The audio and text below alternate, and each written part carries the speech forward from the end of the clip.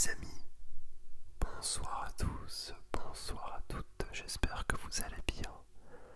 Chose promise, chose due, je vous ai tourné la vidéo où je vous présente mon potager en exclusivité, messieurs dames.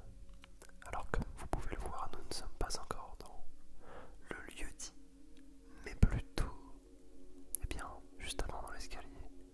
Mais j'avais envie de vous montrer un petit peu, vite fait, à quoi ressemblait, eh bien, notre logement, avec son magnifique mur de guitare et de bibelots en tout genre. Et eh bien, notre cuisine, avec ce magnifique plafond de verre et ce toit, ce plafond plutôt un peu en mode chalet. J'adore. Et évidemment, eh bien, le cœur de cette vidéo, notre petite cour, notre superbe petite cour qui est vraiment très mignonne. Alors pour être honnête, c'est une vidéo que j'ai tournée il y a peut-être de cela un mois. Donc le jardin ne ressemble plus du tout à ça aujourd'hui au moment où je vous parle, mais bon, je vous montrerai quelques photos. Alors là on a mes petites Coleus mix, c'est des plantes qui se reproduisent mais à une vitesse grand V, c'est incroyable, et qui changent de couleur en fonction de la luminosité qu'elles reçoivent. Et donc on arrive dans notre antre extérieur avec un animal sauvage inconnu qui m'espionne de façon hyper fourbe. On va le voir après un peu plus en entier. J'adore ces plantes, vraiment c'est magnifique. Avec leur couleur rosâtre, violacée, j'adore. C'est magnifique. Elles sont assez colorées donc elles ont reçu pas mal de soleil. Et donc c'est parti pour la petite présentation. Donc ici on a acheté des transats sur la Redoute. Alors il y a un nom pour ça, je me rappelle plus exactement. Et voici la bête qui s'appelle Roméo. Voilà. On n'a pas encore de Juliette à la maison, mais on a Roméo qui est là, qui fait sa petite vie, qui vit sa best life. Pour ceux qui se poseraient la question, c'est un sacré de Birmanie, aux yeux bleus. Donc voilà. On voit qu'il est pas très stressé, quoi. C'est bon, je pense qu'il vit même plutôt sa deuxième meilleure vie, parce qu'avant il était en appartement, donc il n'a jamais connu d'extérieur. Là on a commencé à planter des petites tomates. On a ici une Dipladenia. Hop, je donne la référence. Je précise que c'est des plants de tomates que j'ai fait moi-même. Donc j'ai été acheter des graines et je les ai plantées avec mes petites mains. Un vrai plaisir. Juste à côté on a une sorte de bac pour les aromates, pour les herbes aromatiques. Deux plants de tomates. Alors oui, il y a des soucis, hein. Ce sont des fleurs très jolies qui donnent des fleurs orangées. Ici on a deux variétés de tomates, des cœurs de bœuf et des pisvines, qui sont un petit peu dispatchées dans le jardin. Les pisvines, ce sont des tomates cerises.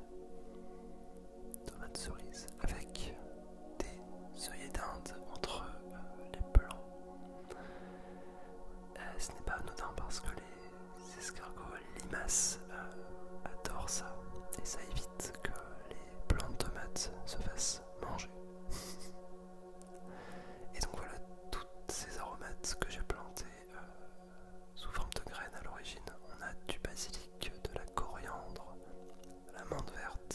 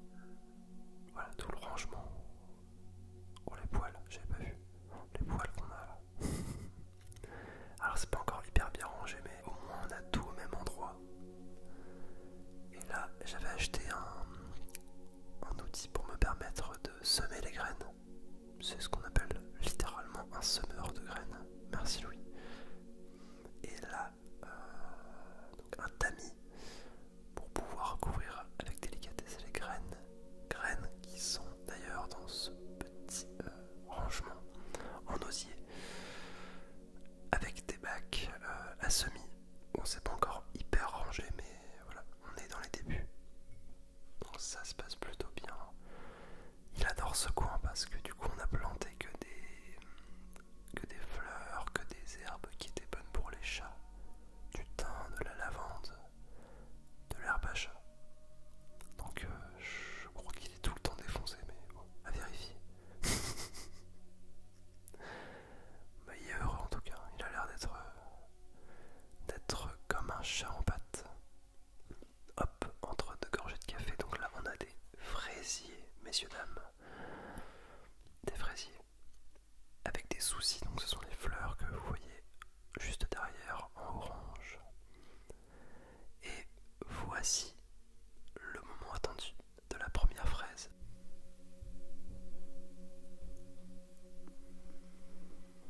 Regardez-la bien, car sachez que je n'ai jamais pu la manger. Pour la simple... Ah, bonjour. Pour la simple et bonne raison que ce sont les oiseaux qui s'en sont donnés à cœur joie, voilà. Donc, on a ici, alors, on a un lilas blanc juste au-dessus. Et après, on a deux autres variétés d'arbres, je ne m'en rappelle plus, qui sont magnifiques. Là, on a aussi un pot de lavande. On a un plant de courgette que j'ai planté, qui était une graine de base. Hein. J'ai vraiment mis en mode une petite graine qui est devenue un petit plant avec 2-3 feuilles. Puis ensuite, je l'ai mis en terre. Et là, on attend l'arrivée des fleurs femelles pour pouvoir polliniser les fleurs entre elles. Parce que c'est un peu le problème. Quand on a un seul plant de courgettes et qu'on est dans une cour, les pollinisateurs ne sont pas monnaie courante. Donc parfois l'homme doit intervenir pour jouer le rôle de mère nature. Voilà. C'était la petite minute courgette.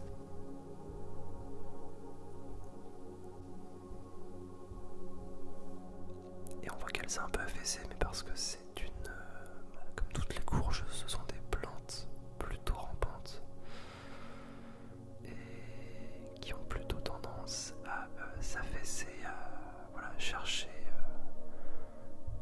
le sol. Mais voilà, elle ciblait très bien en tout cas. Juste à côté, j'ai planté donc de la verveine de Buenos Aires ici, là, on voit tout du long, et qui avait commencé à fleurir. Alors vous allez voir, ça fait partie d'une de mes fleurs préférées. Je trouve ça magnifique. C'est vraiment très très beau. Alors là, on voyait rien. Du coup, j'ai fait une sorte de focus parce que j'ai un peu bataillé et je me suis bien rendu compte qu'il y avait un petit problème avec le focus. Et vous allez voir, le champ vaut la chandelle. Regardez-moi ces petites fleurs toutes mimi. Je trouve ça magnifique. C'était magnifique. Et il faut savoir que ces planches, je les ai reçues, il faisait peut-être 30 cm de haut. Là, ils font ma taille, donc ça a vraiment poussé. Donc là, le petit lilas blanc, la petite table qu'on a chinée sur le bon coin, qui était rouillée de base, complètement rouillée, et qu'on a dû bien décaper. On a dû poncer et on a dû la repeindre avec une sorte de blanc beige très léger, blanc crème. Une petite cour qui est très sympathique. Donc là je remettais un peu le bordel en place pour faire genre que je range ma cour, quoi. Le chat n'est vraiment pas stressé. C'est un chat par contre qui te suit partout. Alors je sais pas si vous avez aussi chez vous ou si vous avez déjà connu cette race de chat, mais ça te suit peu importe où tu ailles. C'est un truc de fou. Alors là, mon deuxième framboisier, il y en avait un juste à la gauche, mais on ne l'a pas vu, je crois. Toujours les magnifiques verveine de Buenos Aires. Magnifique. Et framboisier spoiler,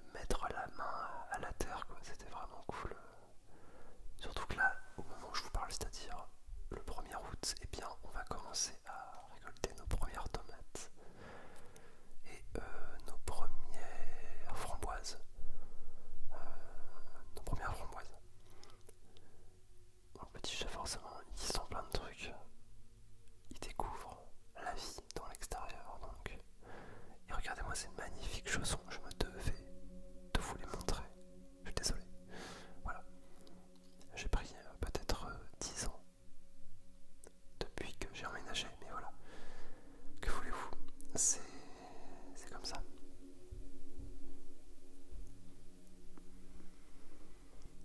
On a du beau thym